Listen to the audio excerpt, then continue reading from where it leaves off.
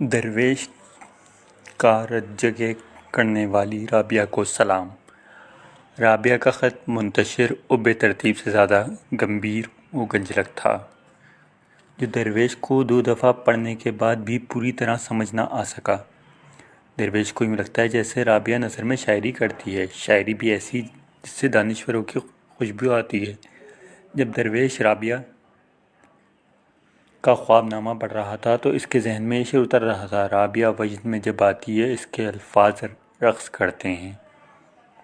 رابعہ جب اپنے تجربات، نظریات، خیالات اور جذبات کو الفاظ کا روپ دیتی ہے تو الفاظ اپنی کمائیگی پر نادم ہو جاتے ہیں۔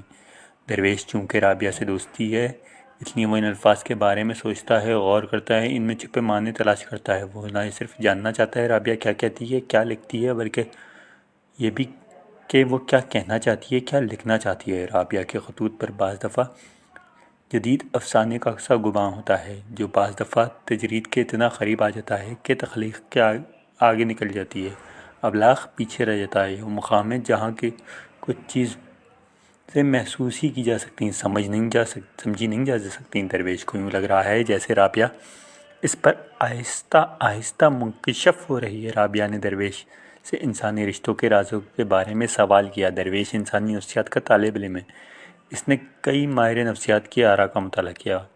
وہ یہاں صرف 2 ماہرین کی آراء شیئر کرنا چاہتا ہے۔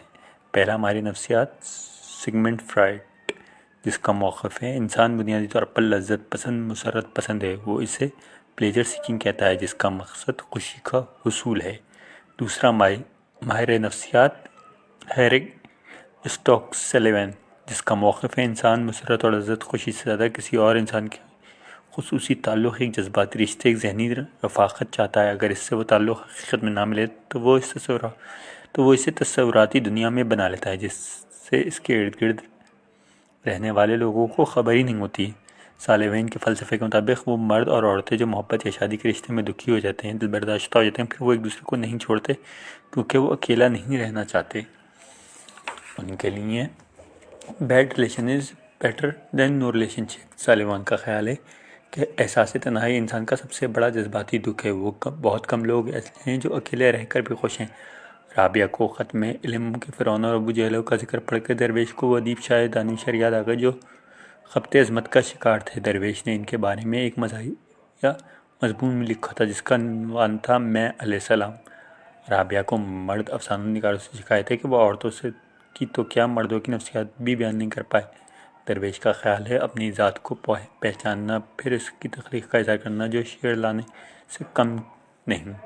مشرقی مرد اور عورتیں ایسے ماحول میں رہتے ہیں جہاں ابھی تک مذہب اور روایت کی اونچی اونچی دیواریں ہیں۔ اس لیے درویش نے شعر لکھا تھا: اس درجہ روایت کی دیواریں اٹھائیں نسلوں سے کسی شخص نے باہر نہیں دیکھا۔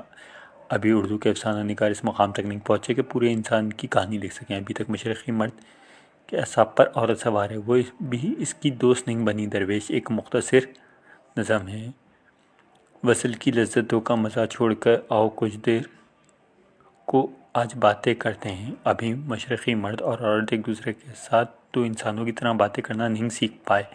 ان تمام مسائل کے باوجود درویش پر امید ہے کہ انسان دھیرے دھیرے اس ارتقاء کا سفر طے کر رہا ہے اور زندگی کے رازوں سے پردہ اٹھ رہا ہے۔ درویش کے پہلے شعری مجموعے کا نام تلاش تھا اور یہ تلاش ابھی تک جاری ہے۔